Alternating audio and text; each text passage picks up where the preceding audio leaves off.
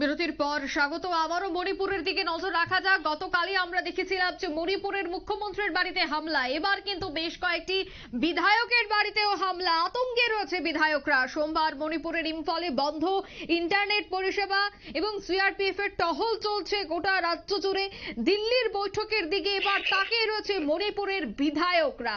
বিস্তারিত জানবো, এই মুহূর্তে যুক্ত হয়ে গেছে টেলিফোন লাইনে প্রতিনিধি সম্রাট চৌধুরী। সম্রাট, একদিকে আমরা দেখতে পাচ্ছি বিভিন্ন মন্ত্রী এবং বিধায়কের বাড়িতে হামলা, অন্যদিকে দিল্লিতে বৈঠক স্বরাষ্ট্র মন্ত্রকের, যেখানে প্রধানমন্ত্রী উপস্থিত থাকতে পারেন বলে সূত্রের খবর।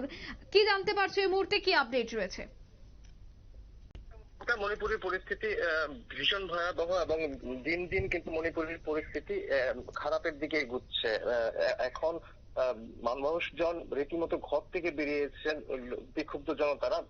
সম্প্রতি 3 জন নিখোঁজ হয়ে গেছে, 3 জন মহিলা এবং 3টি শিশু, এবং পরবর্তী সময় তাদের 3 জনের মৃতদেহ পাওয়া যায়। এবং এরপর থেকে কিন্তু গোটা মণিপুরের পরিস্থিতি কিন্তু ভয়াবহ হতে উঠেছে। ইতিমধ্যে সারা মণিপুরে সেনাবাহিনীর বিশেষ ক্ষমতা আইন প্রয়োগ করা হয়েছে, কারফিউ লাগানো হয়েছে বিভিন্ন জায়গায়, এবং ইন্টারনেট বন্ধ করে দেওয়া হয়েছে।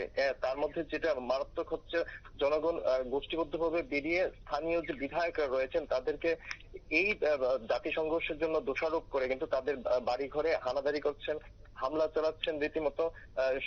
রবিবার সন্ধ্যায়ও কিন্তু বিজেপি এমএলএ কোংখাম রবীন্দ্রর বাড়িতে মানে পৈতৃক ভিটাতে হামলা হয়।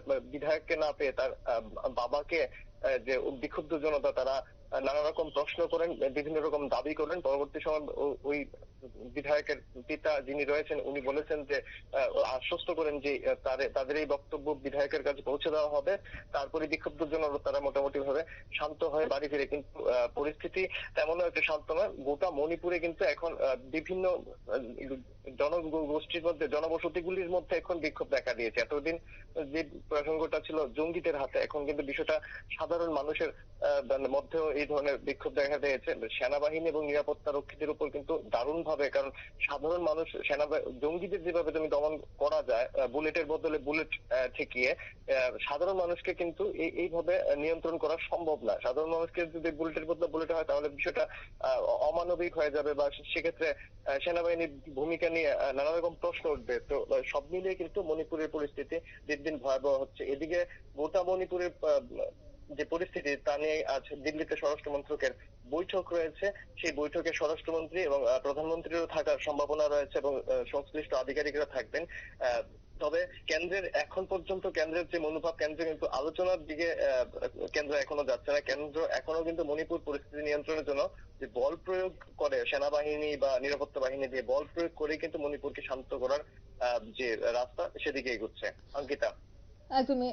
সামনেই তো রয়েছে মহারাষ্ট্রের নির্বাচন, এবং গতকাল আমরা দেখেছিলাম যে মহারাষ্ট্রের নির্বাচনে প্রচারে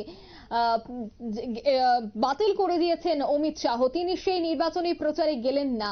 এই মণিপুর ইস্যু নিয়ে তিনি চিন্তিত রয়েছে। কি মনে হয়, মহারাষ্ট্র নির্বাচনের আগে মণিপুর নিয়ে অনেকটাই চাপে রয়েছে কেন্দ্র? না দেখো, মহারাষ্ট্রের নির্বাচনের আগে আলাদা করে হয়তো সেটা তেমন একটা চাপ হবে না, কারণ বিষয়টা একটা হচ্ছে মন্ত্রকের বিষয়, একটা দলের বিষয়। তবে হ্যাঁ, যেহেতু স্বরাষ্ট্রমন্ত্রী এবং উনি দলেরও দায়িত্ব রয়েছেন, বাড়তি চাপ তো অবশ্যই রয়েছে। তবে মণিপুরের পরিস্থিতি কিন্তু এখন একটা গোটা দেশের মধ্যে একটা মারাত্মক রকম পরিস্থিতি, কারণ সম্প্রতিকালে বিগত কয়েক দশকে কিন্তু মণিপুরের বর্তমান যে পরিস্থিতি, টানা 1 বছর যাবত একটা গৃহযুদ্ধের পরিস্থিতি, এই ধরনের মানে অশান্ত পরিস্থিতি কিন্তু ভারতের অন্য দেশের অন্য রাজ্যে কিন্তু কোথাও দেখা যায়নি। তাছাড়া বরাবরই মণিপুরের যে সমস্যাটা সেটা কিন্তু একটা কেন্দ্রের জন্য একটা সমস্যা ছিল। তো এই বিষয়টা আগে থেকে একটা মাথাভারী সমস্যা। নতুন করে আর মণিপুর নিয়ে আলাদা বাড়তি চাপ নেই। তবে বর্তমান যে পরিস্থিতি, এই পরিস্থিতি কিন্তু আগে কোনোদিন দেখা যায়নি। তো স্বাভাবিকভাবে এটা স্বরাষ্ট্র মন্ত্রকের জন্য কিন্তু একটা অন্য ধরনের নতুন অভিজ্ঞতা। ধন্যবাদ সম্রাট। সোমবার মণিপুরের ইম্ফলে রীতিমতো চাঞ্চল্য। ইতিমধ্যেই ইন্টারনেট পরিষেবা বন্ধ করে দেওয়া হয়েছে। দিল্লির বৈঠক হতে পারে, এবং সেই বৈঠকের দিকে কিন্তু এবার তাকিয়ে রয়েছে মণিপুরবাসী। নিয়ে নিচ্ছে ছোট্ট একটি বিজ্ঞাপন বিরতি, সঙ্গে থাকুন।